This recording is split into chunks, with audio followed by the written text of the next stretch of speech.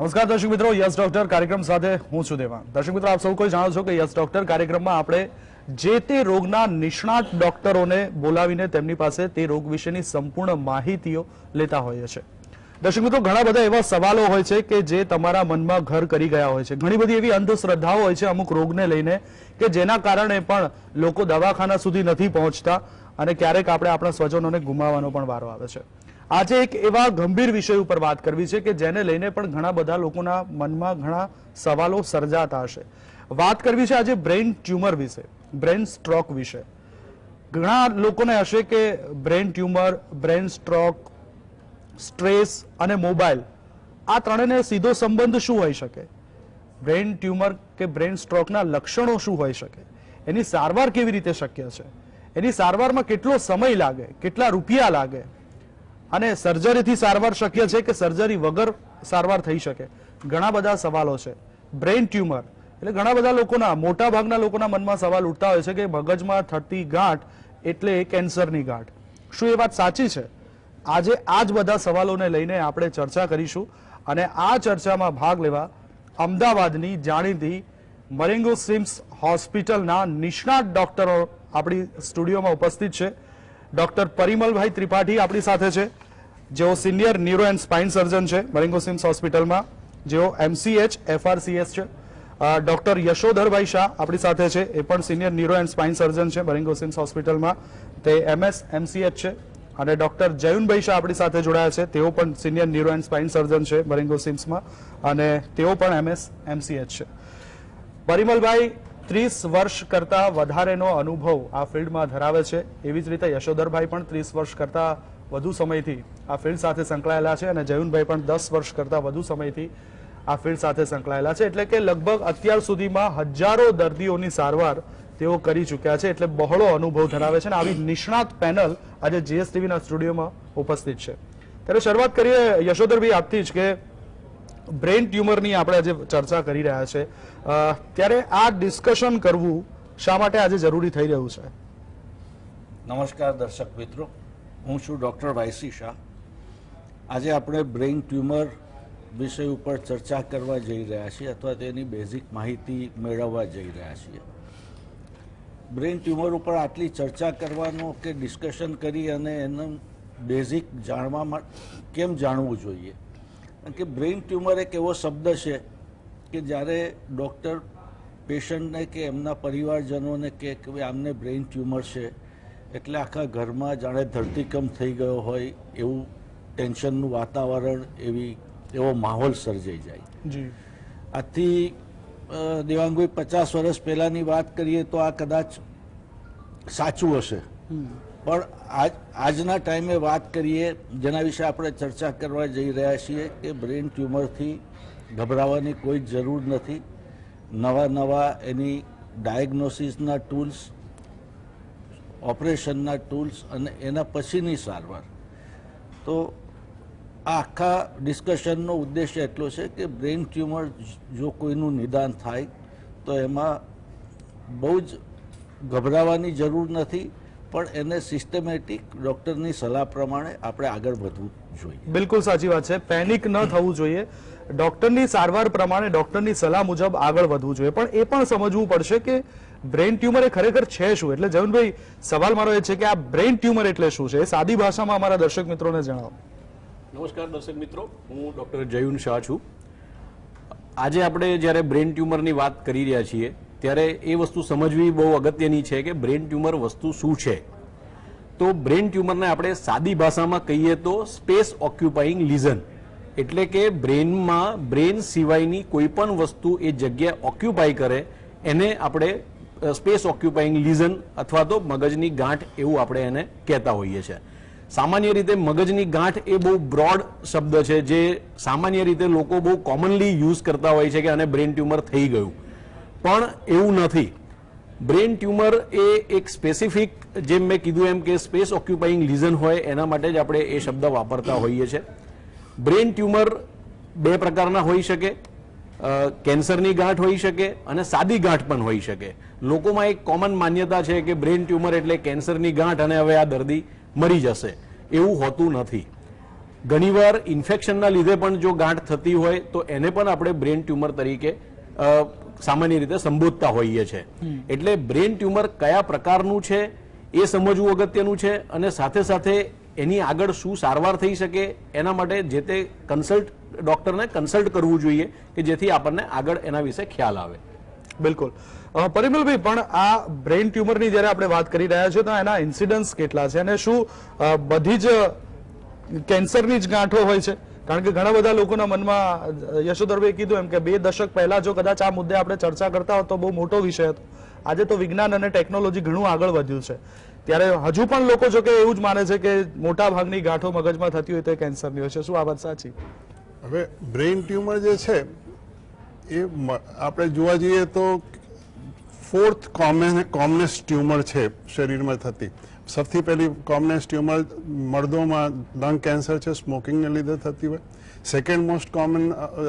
First most common tumour જે સ્ત્રીઓમાં થતી હોય બ્રેસ્ટ કેન્સર, છાતીની ગાંઠ થતી હોય.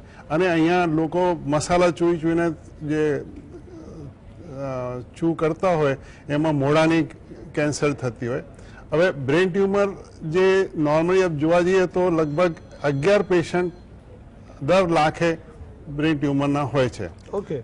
અને એમાં અને બાળકોમાં જોવા જઈએ તો every 5 patients in 1 lakh population, pediatric population. અને અગેન આપણે જીરિયાટ્રિક પેશન્ટ એટલે કે 65 યર્સના ઉપરના માણસોને જોઈએ તો 21 પેશન્ટ્સ પર એવરી લાખ જીરિયાટ્રિક પોપ્યુલેશનમાં બ્રેન ટ્યુમર થતી હોય છે. હવે બધી ટ્યુમર કેન્સરની નથી હોતી, પણ એવું આપણે માની શકીએ કે જે બાળકોમાં ટ્યુમર મળતી હોય છે તો વધારે પડતી ટ્યુમર કેન્સરની નીકળવાની શક્યતા છે. જે સૌથી ખરાબ ટ્યુમર જે બ્રેનમાં થતી હોય છે જેને ગ્લાયોબ્લાસ્ટોમા મલ્ટીફોર્મી કહીએ એ યંગ પેશન્ટ્સમાં વધારે આપણે જોવા મળે છે.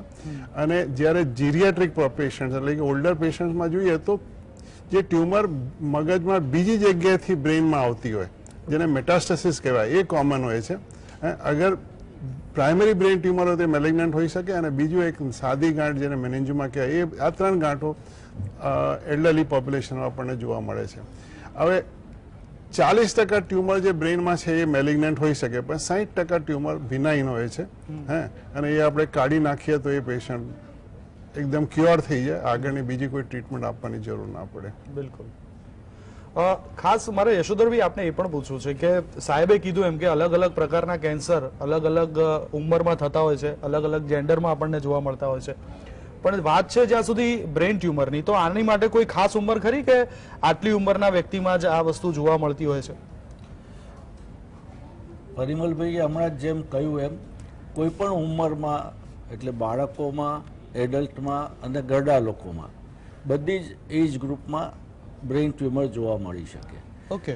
બાળકોમાં જે થતા હોય એ યુઝ્યુઅલી એટલે એનું પર્સન્ટેજ વાઇઝ વધારે પર્સન્ટેજ કેન્સરના હોય.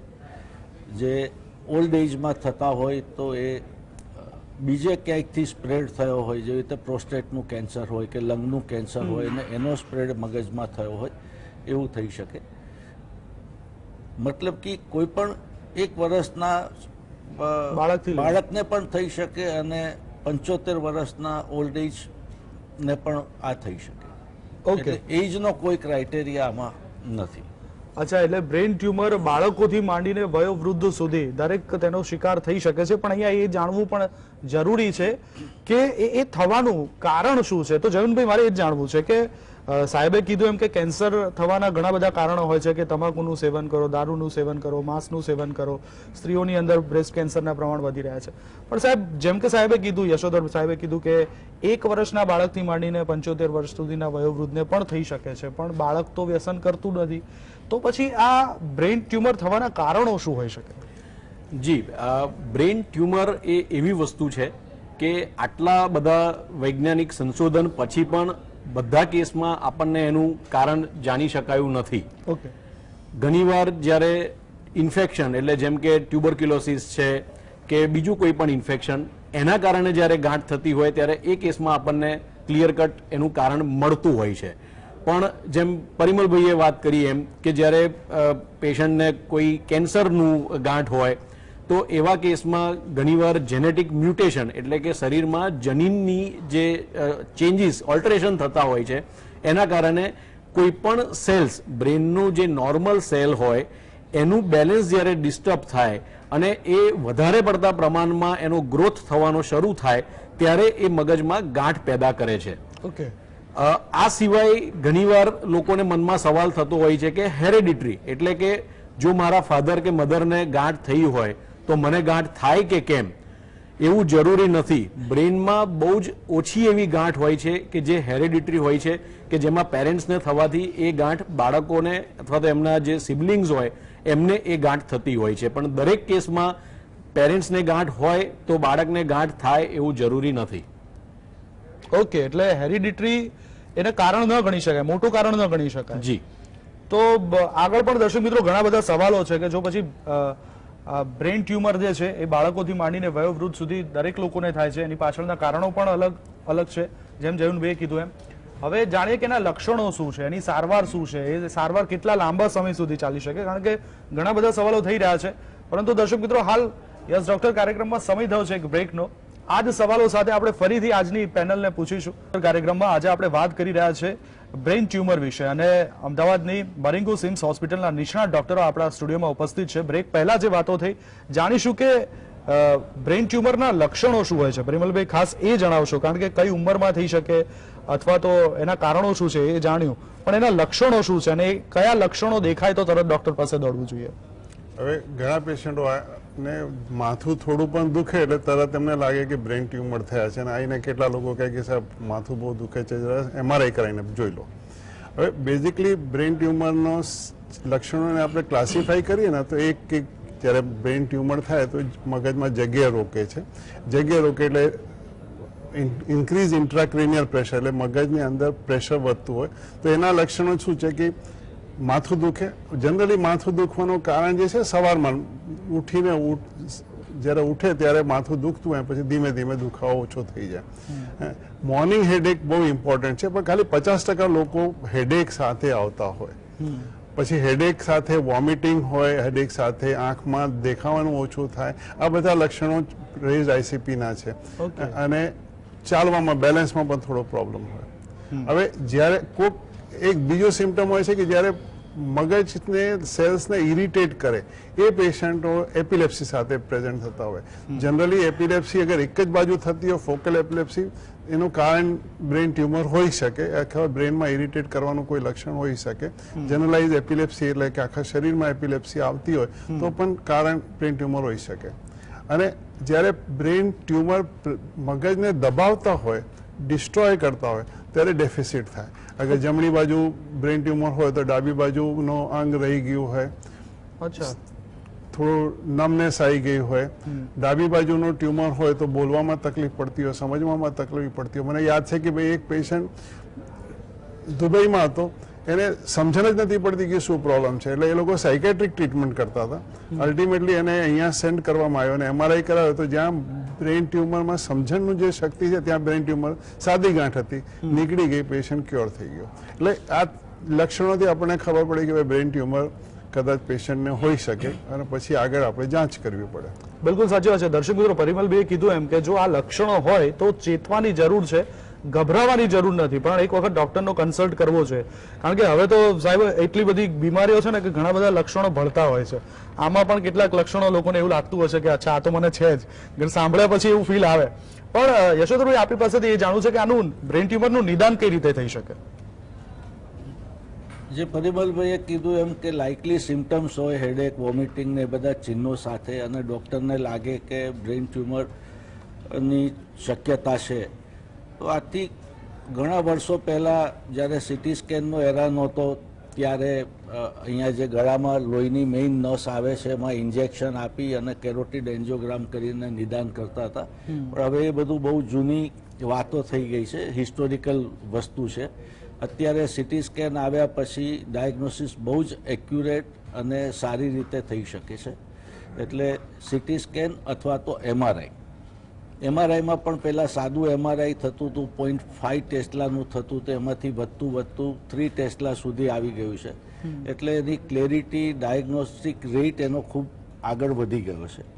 અને એમઆરઆઈની અંદર પણ કોન્ટ્રાસ્ટ એમઆરઆઈ એટલે ઇન્જેક્શન આપીને એમઆરઆઈની અલગ અલગ એની પ્રક્રિયા, ધારો કે સ્પેક્ટ્રોસ્કોપી કહેવાય, તેમાં આપણને ખબર પડે કે આ ગાંઠ સાદી છે કે કેન્સરની છે. ઓકે, એટલે આ બધા ઇન્વેસ્ટિગેશન ઉપરથી ડોક્ટર એક આઈડિયા લઈ શકે કે આ કેન્સરની ગાંઠ છે કે પહેલા તો ગાંઠ છે કે નહીં, અને હોય તો કઈ ટાઈપની ગાંઠ હોઈ શકે. બિલકુલ. એટલે બદલાતા સમયની સાથે વિજ્ઞાને પણ એમાં પ્રગતિ કરી છે અને નવી ટેકનોલોજીથી આ નિદાન શક્ય થયું છે. જયંતભાઈ, હવે આ બ્રેન ટ્યુમરની સારવાર કેવી રીતે થાય એ વિશે અમારા દર્શક મિત્રોને કહો. જી, બ્રેન ટ્યુમરની આજના જમાનામાં સારવાર શક્ય છે અને ઘણા બધા કેસમાં જ્યારે બ્રેન ટ્યુમર થતું હોય તો એને આપણે ક્યોરેટિવ એટલે કે આખી ગાંઠ જ્યારે આપણે કાઢી શકતા હોઈએ ત્યારે એ કાઢ્યા પછી દર્દી પહેલાની જેમ નોર્મલ જીવન જીવતો હોય છે. એટલે ઓપરેશન થકી એટલે ઓપરેશન થકી. ઓકે, એટલે ઓપરેશન થકી જે આપણે બ્રેન ટ્યુમરની જે સર્જરી કરીએ એમાં મુખ્યત્વે 3 પ્રકાર હોય. એક ક્યોરેટિવ એટલે કે જેમાં આપણે આખી ગાંઠ કાઢી શકતા હોઈએ અને દર્દીને રોગમુક્ત આપણે કરી શકતા હોઈએ. બીજું કે જેમાં ગાંઠ કદાચ આપણે આખી ના કાઢી શકીએ પણ એ મગજમાં જે એના લીધે જે પ્રેશર વધતું હોય એ ઓછું કરવા માટે, એટલે કે સબ ટોટલ એક્સિઝન, એટલે કે જ્યારે ગાંઠને આપણે એટલી ઇનફ કાઢી નાખીએ કે જેથી એના લીધે જે મગજમાં પ્રેશર થતું હોય અને એના લીધે જે દર્દીને તકલીફ થતી હોય એમાં આપણે દર્દીને રાહત આપી શકીએ. ઓકે. આ સિવાય ત્રીજો જે એનો મુખ્યત્વે પ્રકાર છે એ છે કે નિદાન, એટલે કે ગાંઠ કઈ છે. એમઆરઆઈ પરથી આપણને એ આઈડિયા આવે કે આ ગાંઠ આ હોઈ શકે, પણ એનું કન્ફર્મ નિદાન આપણે જો કરવું હોય તો એના માટે આપણે ગાંઠનો ટુકડો બાયોપ્સી તરીકે આપણે એને મોકલવો પડે. બાયોપ્સી આપણે 2 પ્રકારે કરી શકીએ. જેમાં ગાંઠ આપણે નીકળી શકતી હોય સર્જરીથી તો એમાં આપણે સર્જરી કર્યા પછી એને આપણે નિદાન માટે મોકલીએ, બાયોપ્સી માટે મોકલીએ.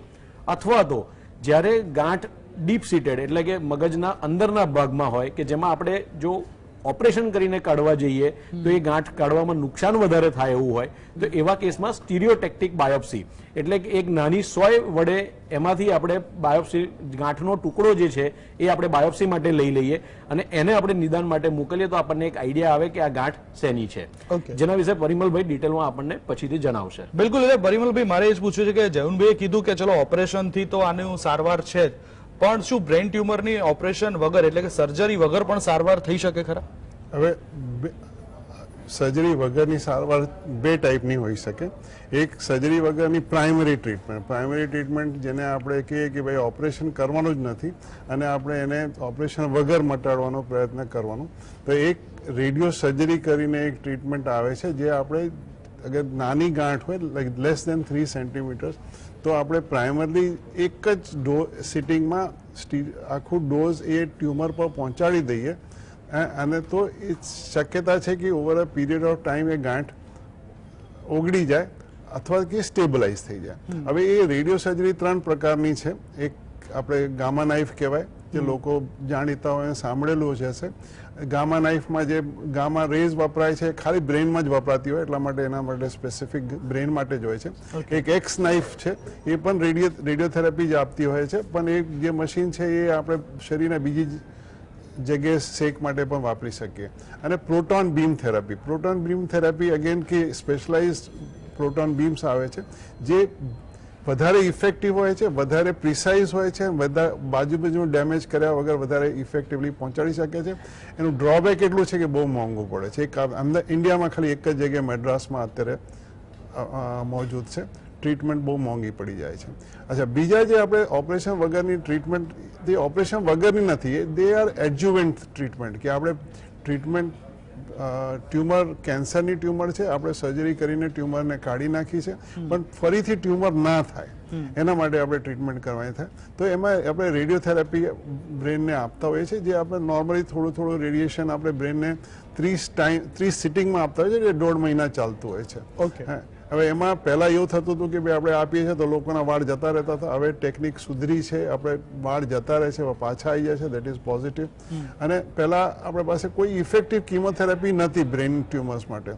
હવે ટીમેઝોલામાઇડ કરીને આવી છે which has change the scenario.